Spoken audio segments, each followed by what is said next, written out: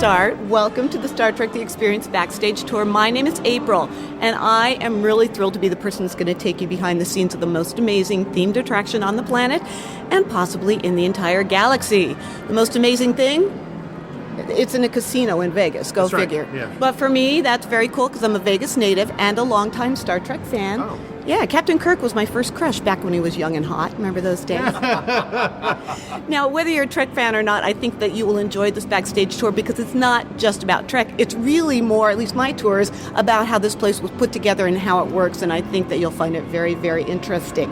We actually opened on January 4th of 1998, and our original opening budget was $70 million. And when you look around, you can see how we obviously spent some of that money, but I'm going to take you back there and show you how we spent the rest of it, and I think you'll agree it's pretty cool. Now, I'm qualified to lead this tour by virtue of the fact that I've been here longer than anybody else. Now, on January 4th of this year, we celebrated our 10th anniversary, but I had already celebrated my 10th anniversary back in August of last year, so I just celebrated my 11th anniversary here. Congratulations. Oh, thank you. And I, it's been a wonderful 11 years. I'm an environmental actor. That's what I do.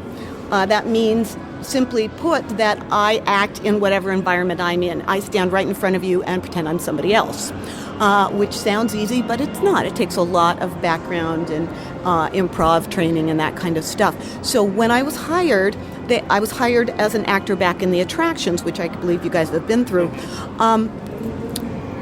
But they actually brought me on early while this place was still under construction. They needed a couple of actors to test the equipment because the contractors didn't have time to do it. So because we were going to end up doing it anyway, running the equipment, they wanted a couple of us to kind of know enough about it so that we could train the other actors. So that was my job, and I had a hard hat, climbed up and down ladders, got sprayed with hydraulic fluid, you named it, it happened to me. Wow. Needless to say, this place is my home, these people are my family, I really love what I do. So I started out as an actor back there, and then they brought me out front a couple of years ago, not just to do the backstage tours, but as two of the walk-around aliens that are assigned to the time station.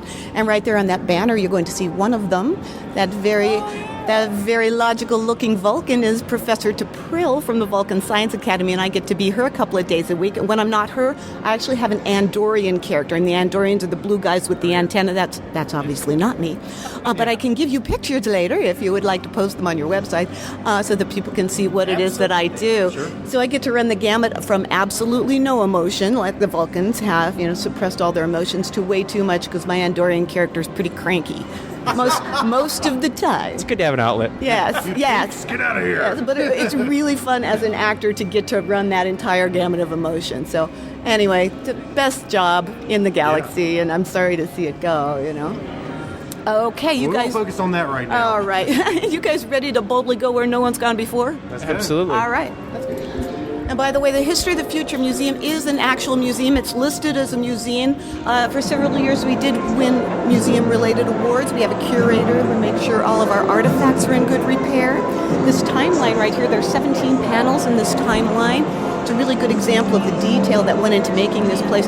In fact, a couple of years ago, we actually redid the whole timeline for very good reason. When we opened back in 1998, Deep Space Nine was still in production, Voyager was still in production, then two movies, Insurrection and Nemesis, came out, and finally we realized that something had happened in the past of the future, and I'm pointing to the Enterprise series that was a prequel to the original series. So at that point we realized, hey, we're pretty out of date. So it was about 4 years ago that we redid this entire, all 17 panels in the museum. So it is now up to about 4.5 years old, but when we get there I'll describe exactly how we did that. Okay, we're in front of our artifacts. They're props and costumes, but because this is a history of your future, these are actually artifacts. And they are artifacts because they are the real deal. I was going to ask, are these the real thing? I know Paramount had a big auction a number of years ago. Right. And they sold off a lot of the props, but... Trust me, they have warehouses full of this stuff still. I figured. And actually, if you want something, if you're dying for something Star Trek-y, just go onto eBay. They are selling stuff on eBay. Just type in authentic Star Trek costumes, and there's a place called It's a Wrap that is licensed to actually sell these authentic costumes on eBay. But you might have to fight other people for them because they usually fetch a pretty good The price. eBay way. How hot are the Borg costumes in terms of temperature hot? You'd have to ask the board, but I know that between shows they sit in recliners, which we call Borg loungers. And I'll show these to you when we get there. In the movie. Yeah, They kind of lay back, stand up. and they have fans on them, so they're going full blast. They're warm. Not So something I wanna don't wear. think they've ever stuck a thermometer inside there. But some of the artifacts in here, let's just describe them for the listeners. They're terrific. Captain Kirk's actual uniform, although I don't think Shatner's going to be fitting into that. Not anytime soon. No. And Captain Archer's uniform. Yeah, complete with hat. That's right. And of course, Zephram Cochrane's flight suit that he was wearing when he made first contact with the Borg. That has to be warm too. Yeah, I'm sure it is. And that was the only one they made for him, by the way, for That's James That's Cromwell. the one. Yeah, and so interestingly enough, they had to come and get it a couple of years ago when they were doing the final season of Enterprise. Oh, yeah. Yes, they did a Mirror Universe episode, Yes. which is my favorite In a Mirror episode. Darkly. Yes. Oh, you know that one. That's It my was just favorite on. episode. Yeah. I love it. And then you know that they opened that episode showing what happened in the Mirror Universe Yes. during First Contact, and they actually had to come here from Paramount and get this uniform. No kidding. Yes, dressed James Cromwell up, and he came back onto the set. They just shot a couple of key sequences and then re-edited it, because in the Mirror Universe, when the Vulcan goes to shake Cochrane's hand, Cochrane pulls out a gun, bam! Spoiler alert. Whoa. We can't. Something to look forward to. When If you watch it. haven't seen the show in the This last is so- 5 years. It's so cool, and that's how the episode opens. Yeah, you know? Donna It's saw just- that and went, "What? That's Yes. not what happened." Yes, well, hey, it's a different. In the Mirror Universe, they're not as nice as they are in this one. So Everybody's got beards too. There's lots of little things in here too. We've got the cooling coil from First Contact. We've got Kurok's headband. We've got it just goes on and on. yes. The 3D chess game, Tribbles. They're not moving. That's They're right. dead. a lot of old costumes. Nomad, we got Nomad. Nomad, and that's just really wild. You get a sense of evil when you stand next to things like that. It's just a character, but I see Spock's fancy dancy ski boots. Yeah, well, those are gravity boots. Yes. The bottle from The champagne Generations. bottle, that's right. Where they christened the new ship. Yeah, all this Data's stuff, emotion ship. I mean, it just goes on and on. all this stuff. is Guinan's familiar to outfit. everybody. Exactly. Jordan's hair clip. A giant eyeball clip. The pads and the tricorders and things are full of stickers. I noticed. Yeah, well, stickers rather than. I mean, if there was any special effects, there's some electronics in them, but mostly stickers. So if there are special effects that needed to be on the pad, they would put it in post production. So those were superimposed later. Yeah. Okay. Oh, here I am thinking that I had a career in electronics to make high tech like I gear. said, some of them did have electronics on them, but a lot of times that was just the thing they held in their hands, and then if there was a shot where they were actually doing something, okay. that was done later. Cheaper that way than It's building cheaper a. that way, that's right. Data's skin arm from That's First right, Contact. First Contact.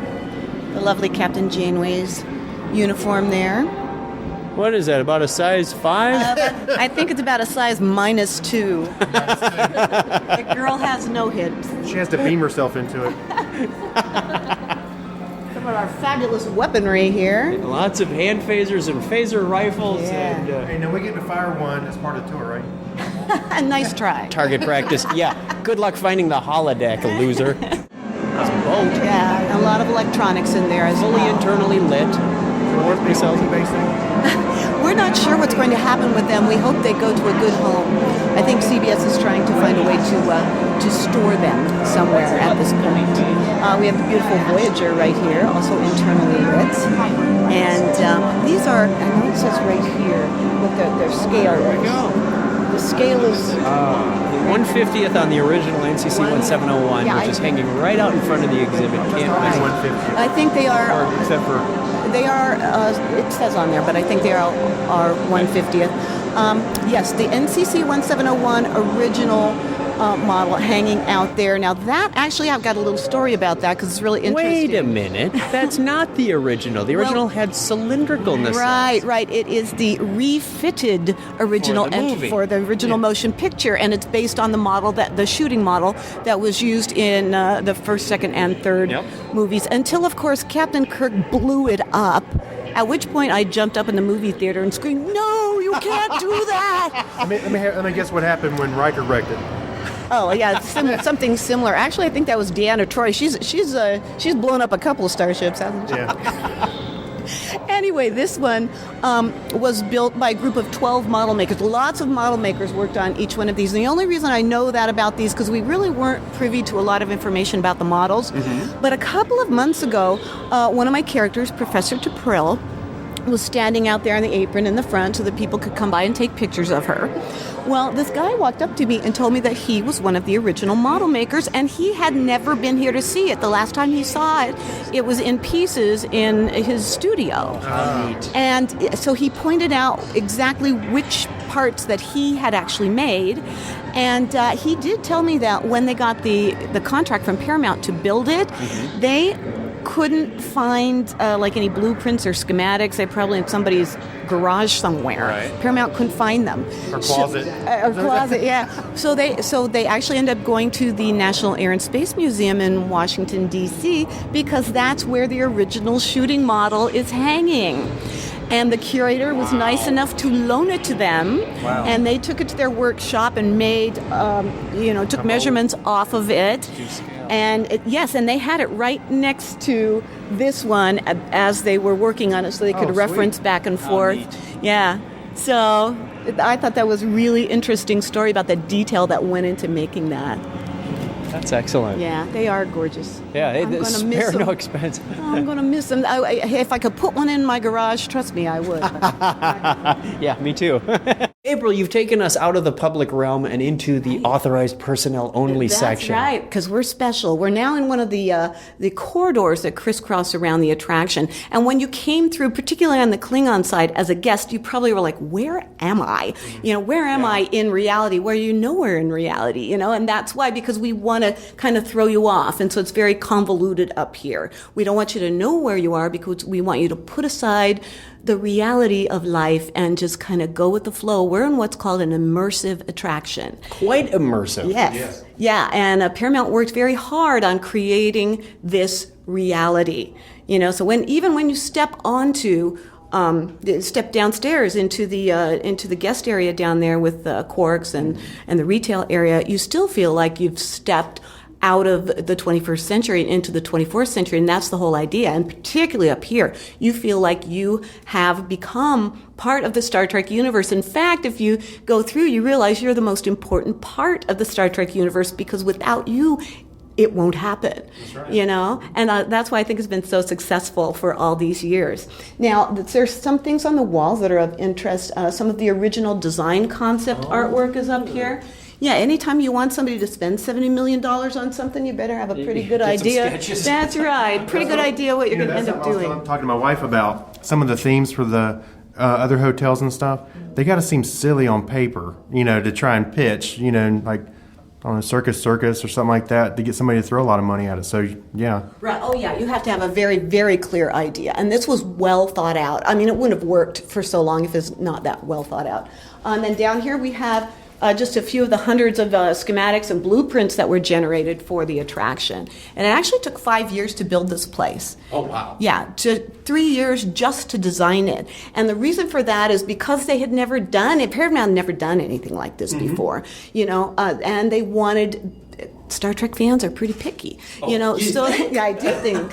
So they wanted it to be just that perfect, the perfect place for them to come. It's Star Trek Mecca here, Yeah. And that's because they did a very, very good job in the planning stages, but they also had to try to figure out how to do things that had only been done in post-production, such as transporting you. Yeah, at this point in time, people do not sparkle, disappear, and show up somewhere else. What? Sorry, I hate to break that to you, but they had to use, at the time, 20th century technology, and it's the same technology we use today. It's very, very simple technology, and it works well, and it needed to work well for over a decade, so they had to come out with a way to do that, and I think they were very, very successful. Are you going to tell us how they actually do that? If you're really nice to me, I might actually show you. Remember, this won't be aired until... How about your drinking? Oh, don't tempt me. I mean, my wife has seen it, 3-4 times, and you still don't know how you get transported to the... Oh, well, I guess we'll have to show you. Yeah, and when they built the Borg Invasion, they had to figure out how to simulate phaser fire, So, I mean, there were things that they had to do that had only been done in post-production. Plus, they had to figure out the story and which parts of the ship they wanted you to see and that kind of thing. So it did take quite a while. Now, actually, when we opened back in 98, we did not have the Borg Invasion. Right. We opened with 2 Klingon encounters. So we had 2, yes, we had 2 of the exact same ride. Now, people go, well, why would you do that? Well, trust me, when hundreds of thousands of people are waiting outside the door for you to open, you don't want them to have to stand in line for a couple of days just to do a 20-minute ride. So what we did when we opened is we had 2 of the same thing. We had 2 transporters, 2 bridges, 2 transporter 1, transporter 2. That's on right. That's right on this sketch right here. So what is the date on that? October 21st, 1996. 1996. This is later in the planning stages. Right. Yeah, because they first, honestly, they only had one side originally, and then they were, when Landmark and Scenic Tech came, they was, you're going to have to consider the fact that all these people are going to be there, and they're not going to be happy Waiting in line for 3 weeks. I mean, yeah. I waited a long time.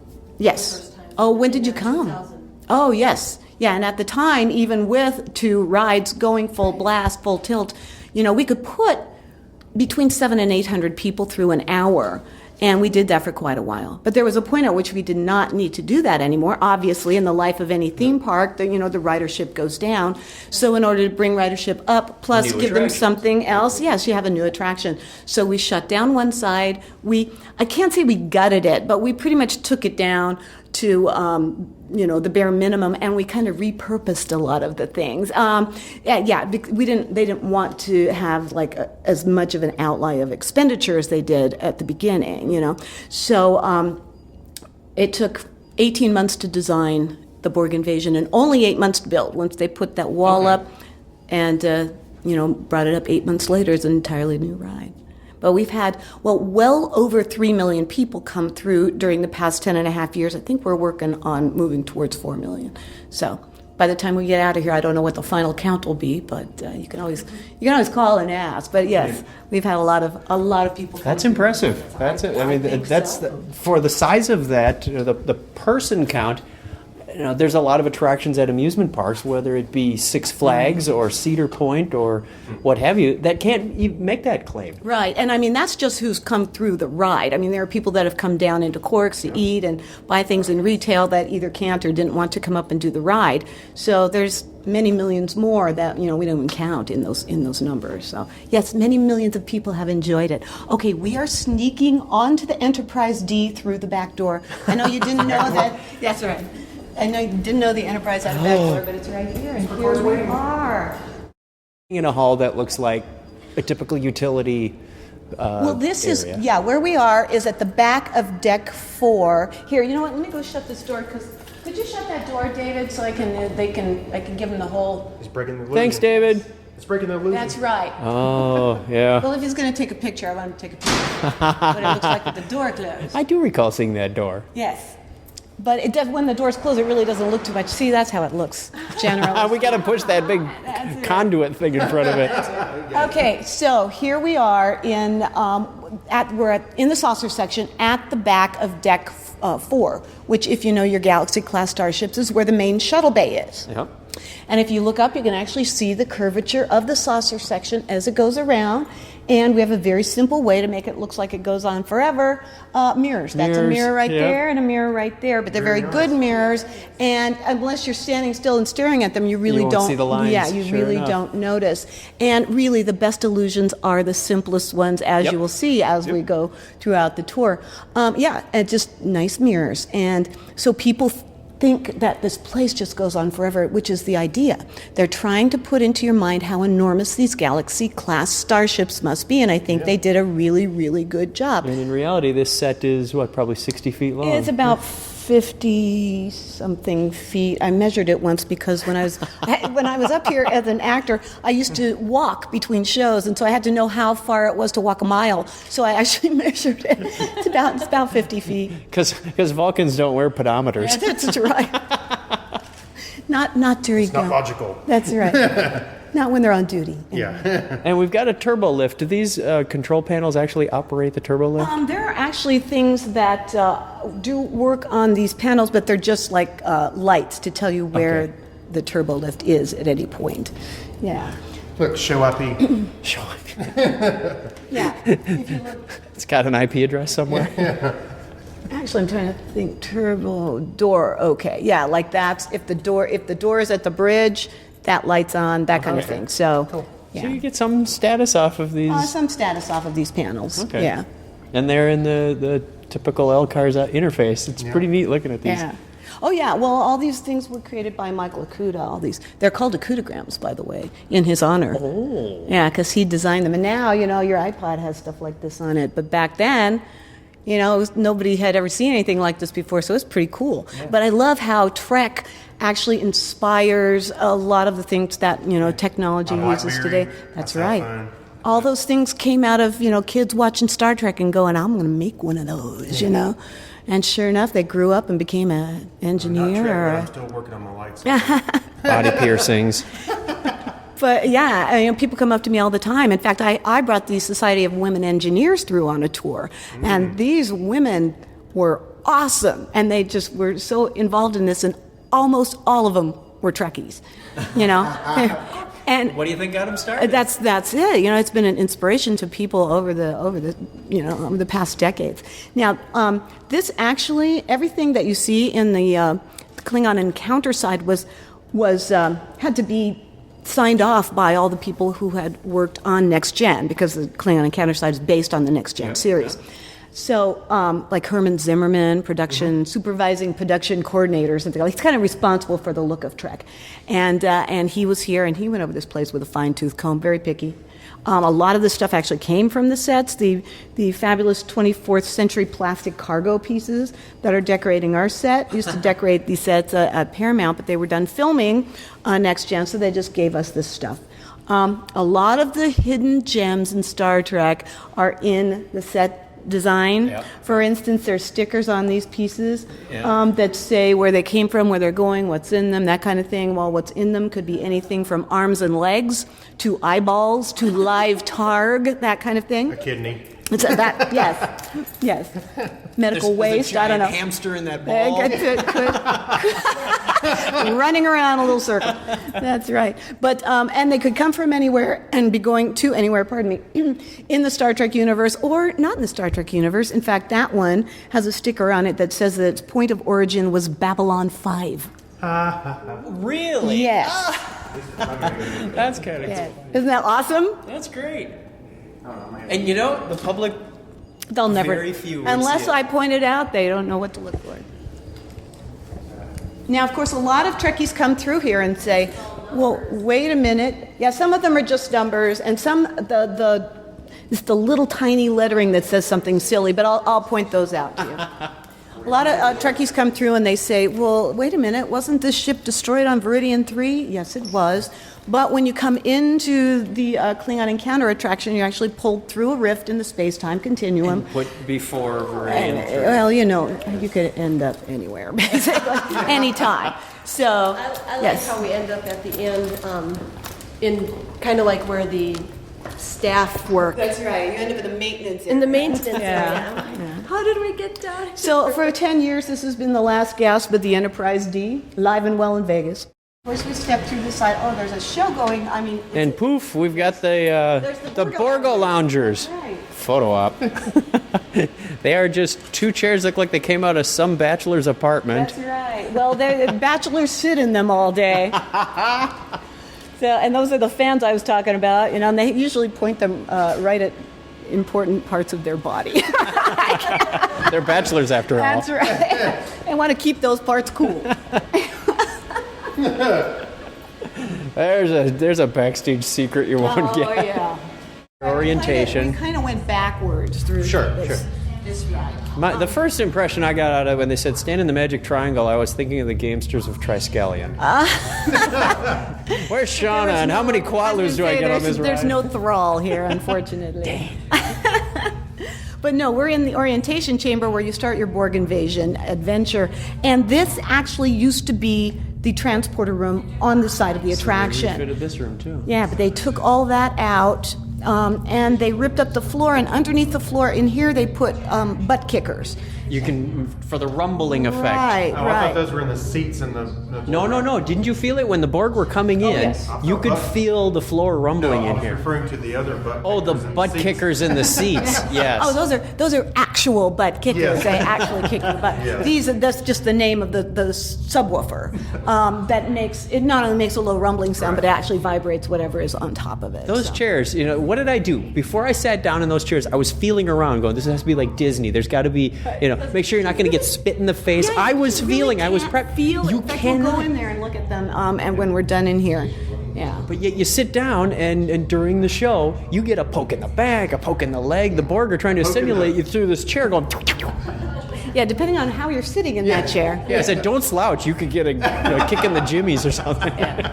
But on this side, of course, you have something in your DNA that resists Borg nanoprobes. So you're brought here through the temporal rift and through a scanner into the orientation chamber, and the holographic doctor from Voyager comes on that view screen to tell you how you could save humanity. But that's when the Borg show up and try to kill you because they're not very happy about you being here. So they start ripping apart Copernicus Station with a tractor beam looking for you, and that's when, of course, the butt kickers kick in. So when they built this attraction, they had to call in Robert Picardo and all the other actors to refilm that? Yeah, well, that was filmed at Paramount. Okay. Those parts. Yeah, I mean, not here, but for the attraction Yes. some 4 years ago. Yeah, well, it would have been, let's see, because this has been open since March of 04. And that stuff took about 18 months. So it was still close enough to the It was Voyager pretty time soon frame. after, yeah, because Voyager ended in 01. And, they probably started talking about what they were going to do in the next 18 months, and then 18 months to create it. So it was within a couple of years of the end of Voyager. Room, maybe 14 by 12. Almost. Yeah, there's 4 doors in front of us, like you're going to be boarding a ride or something. And the floor is very innocuous. Yes, it's just kind of It's gray. There's a circle in the middle with some it looks like duct tape running out, and you'd think there's seams Duct here. tape used extensively on starships in the 21st century. Actually, I thought duct tape was part of the Star Wars uniform universe because it has a light side and a dark side, and it binds the universe together. If you look closely, you'll see duct tape. We've been using it for a long time. But no, I think that's a different kind of tape holding that together. But anyway, so we bring you in here, and usually the lights are not this bright. Right. Generally speaking. And we line you up very carefully in front of these 4 doors, and we show you a safety video up there that we're not going to show you because we want you to see exactly what happens. Oh, let me point out, I like the pregnant lady, yeah. Oh, yeah, he abandons his wife. See you, love. I know.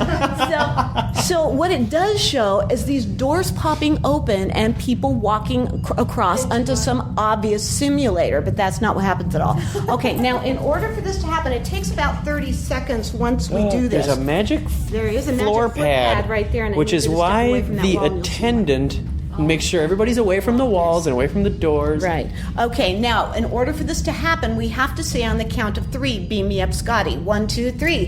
Beam me up, Scotty. Do you hear that, Scotty? This is where careful editing comes in. Yeah, I think Scotty heard it, and it's going to take a few seconds, like I said, because things are happening. Scotty, You now would be a good time. You would be watching the safety video at this point. You're going to see the lights go down a little bit, but they're not going out completely. And when you see the lights flash, I want you to look up, and you will see how we transport you. It's very simple, okay? We're looking up. The lights have gone down. Okay. Lights flash. Stars. And wow. Down at the floor. And here we are. Thank you, Scotty. Nicely done. Okay, go ahead and stand right here while I tell you exactly what happened.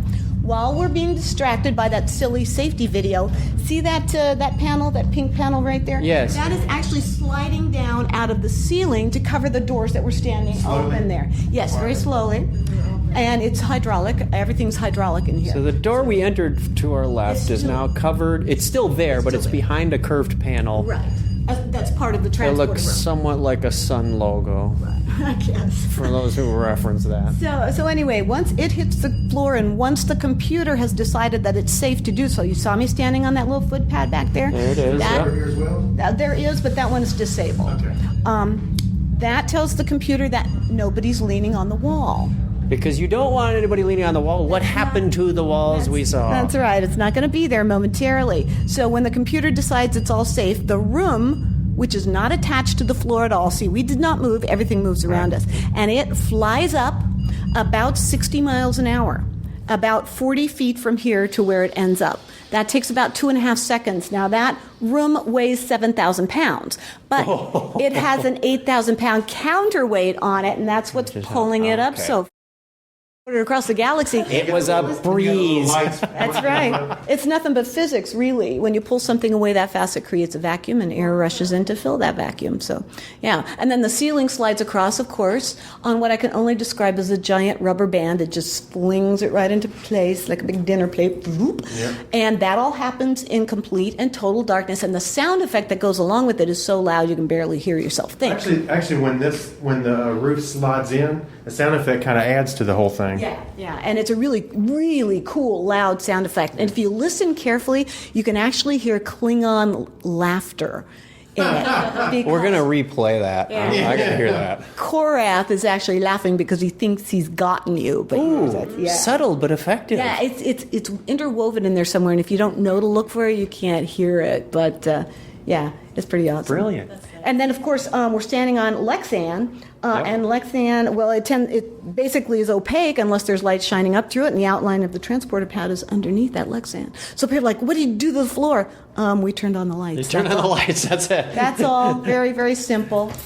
The floor changes, the walls change, the ceiling slides in, and you are in a transporter room. That's right. It's pretty awesome, huh? Now, I'm dying to see the other side of this. It looks like a transporter pad. Yeah, this is this stuff. The top side does. Yes. We've got a Nice little addition. And this is, of course, the actual, this is the maintenance area, but this is how we run it from here. And, of course, then we can push that in so that if anybody should come over here and look, they won't see anything. But, yes, this is how we can tell. There's a little drawer that comes out from the base. Yes. You know, it could cleverly be concealed as a cup holder. And, of course, they have cup holders on the Enterprise. There's got to be. I mean, there's 18 of them in my minivan. This side of the exhibit, you mentioned there were two. This side, you turn right. The other one was turned left and left. refit with all the dead Ensign Deadman and things. Right. Now, this, of course, is the same kind of a corridor that on the other side had Ensign Deadman in it. Oh, and this is what I was going to point out to you. These little stickers have little goodies on them, the little tiny words, more, We must read more them. fabulous hidden gems of Star Trek. Panel 108. Oh, that's also the bus you can take from here to Fremont Street. But they have And- things like song lyrics on them. And, Caution, fuse in this unit should only be replaced with a like amperage value slow blow type AG3 mil-spec contract. and that's probably something that somebody just, They pulled that off pulled of up their- some tech manual or something. This and then- device is certified as FCC Class C computing device. Please remove the batteries of devices not being used for extended periods. And then What do you got? Engineering Systems, Kilroy was here. Published simultaneously in all galaxies. What? Me worry. If found, please drop into my mailbox. Postage prepaid. Hey, wait, one before we go. This is 101, the EPS power system. Daisy, give me your answer too. I am half crazy in the love of you. Now you know that's a reference to 2001: A Yes. Space Odyssey. Yep. That's right. Yes. And there is the lyrics to Gilligan's Island over there, by the way. Oh, these guys had fun because they knew nobody would stop and read them. Actually, these are straight from the set, so they knew that nobody at home would ever see this stuff. Because they only do long shots and, That's right. and That's moving. right. But you've seen these before, but you've never had a chance to look up close at them. that's So, spectacular. oh yeah, and this is the ingredients to Coca-Cola right there. Panel 260, Science Data Net 14-890. sugar, malic acid, tricalcium phosphate, maltodextrin, caramel color. Contents may have settled during shipping. Or photon fire. Don't tug on Superman's cape. Don't spit into the wind. That's right. Don't pull the mask Jim out. Croce. I was singing that on the trip out here. Just stuff that they knew that nobody at home would ever see. But of course, the actors and the techs and anybody on the sets at Paramount would get a kick So out these of are it. actual panels from the set. Well, the panels were made for us. Okay. But the little stickers are right from the workshops That's at too Paramount. much. Yeah. It's a shame no one will see this after we tell them. This is great. And this is the second set of the bridge because true Trekkies would notice that in the first season, these panels along the wall were brown. Yes, they were These are the darker white color. ones. And when they refit it, it reminded me of an old VAX computer.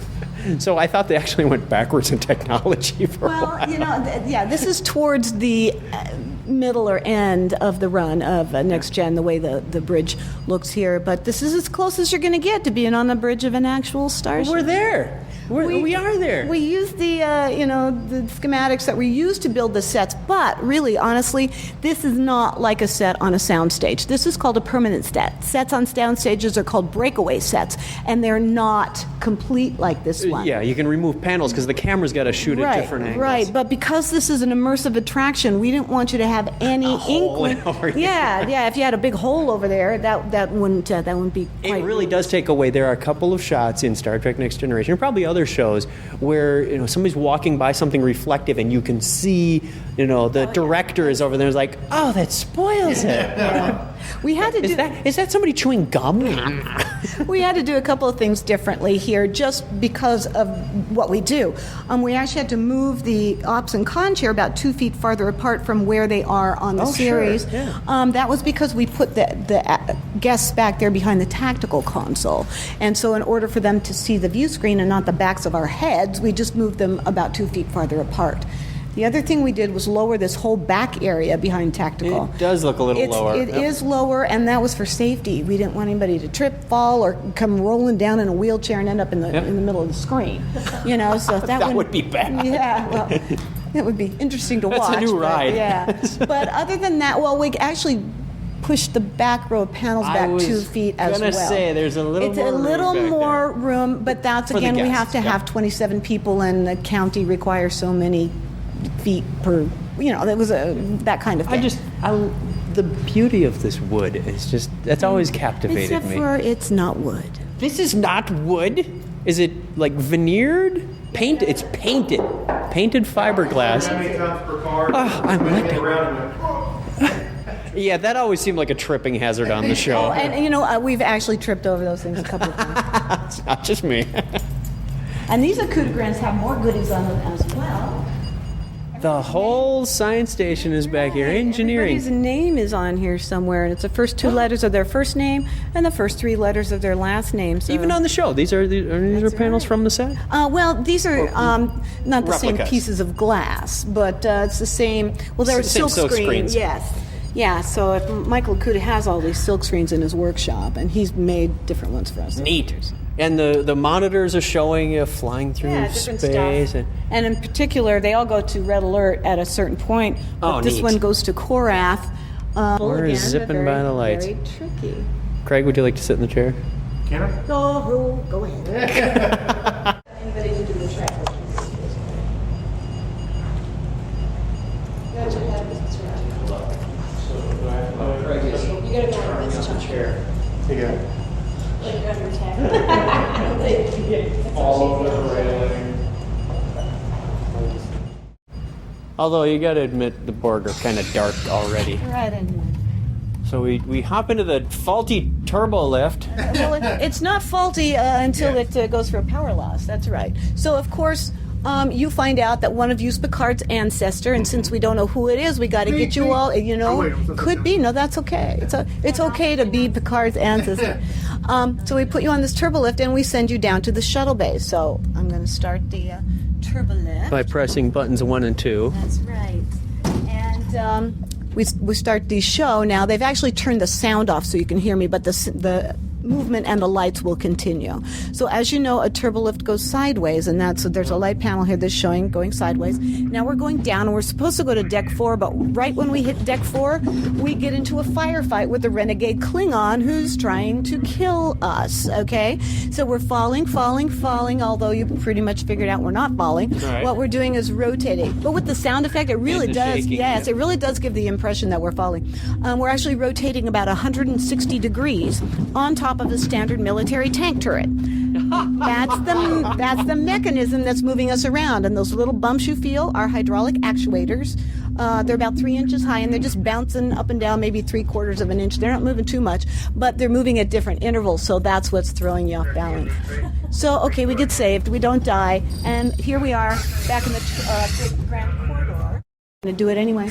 Behind here we have... Look the other way, Gene. Look, it's the Borg. We have 68 amps, and we're powering about 42,000 watts through those amps. And the So we're techs going to hate that- it when I open this door.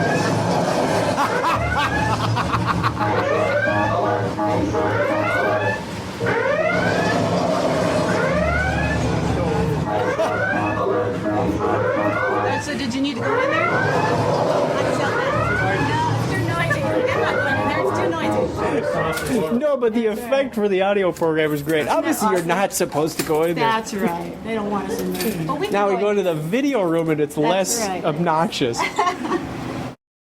Oh, and we're downstairs underneath the simulators. cool. Go ahead and step right on up to the big center. And up to the big screen. It's a huge deflector dish The Death Star. aimed right at the simulators. That's not easy. It's the Death Star. And from down here, you get an excellent view of the gimbals and the piping and everything that drives the simulators. Center, because they're going to want us to. Hey.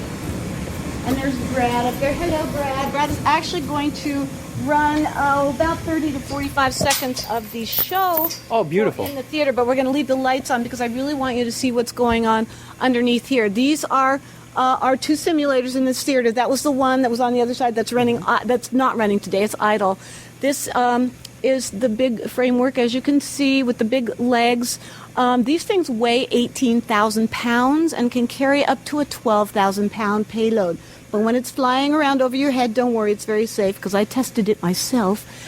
These were the things that I ran through about 500 cycles. Where the fluid squirted out? Yeah. These great. these legs. Well, you know, it's still occasionally there's a little leak, but it's very typical of these kinds of things. But the techies told me, you know, when we were building this, that it takes about 2 years to break these pieces of equipment in. But they're very well broken in at this point. So he's going to run that for us. And, there's the fisheye lens right up there. Oh, yeah, there's the fisheye. Yeah, like I said. Wow, people that big image out of that lens. That tiny little, it's about 10 inches in diameter. huge. But that's the thing that throws the image onto this screen. Now, we won't be able to see the image too much here because I really want you to see what's going on underneath here. It's just so amazing. The door's closed, the ramp goes up. At this point, the guests are being given their orientation. Right. I had a guy from NASA come through on one of my tours when I first started doing the tours, and he came under here and he went, "Wow, we don't have anything this nice at NASA." I don't know if that was sad or funny, but I laughed. Anyway, okay, here we go. It's going to get really loud in here, so watch out for that. About 42,000 watts. I see another prop back there. Is that a leftover? Yeah, it's probably left over from the other theater, which used to look just like this. Here we go.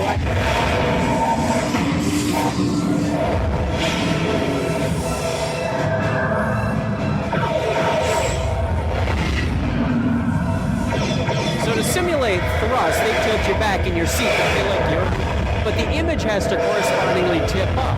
Well, I should probably wait until this is over before I describe it to you.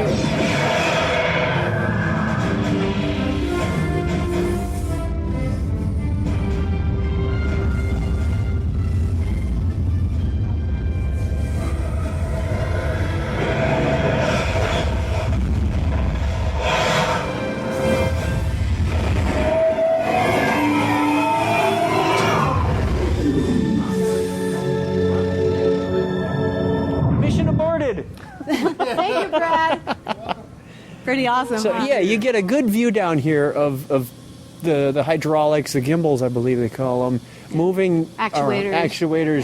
Yeah. The It's accumulators really right there. throwing that thing, and that's really the is. size of a Mack truck up there. Well, it's got about a 12-foot from one end to the other range. I mean, the legs are only 4 feet long, and each has a 2.5-foot reach. But when you put it all together, Yeah, and this where baby they're really positioned moves. in the center gives Right. it maximum leverage. Yes. Okay. Yeah, and it runs through its entire range in under 2 seconds and pulls over a G of force. And you can feel that because when you want to yeah. simulate thrust, your body is going to get pushed back into the seat. So Right. what do? You tip it up Right. and let gravity push you back into the seat. Yeah. But correspondingly, you've got to get the image tipped up so people don't, they're not looking down going, what? Well, what they did was actually to get this going, it's a very, very simple program. It's almost the same as like a music program, only the notes correspond to the legs basically, and a very, very simple.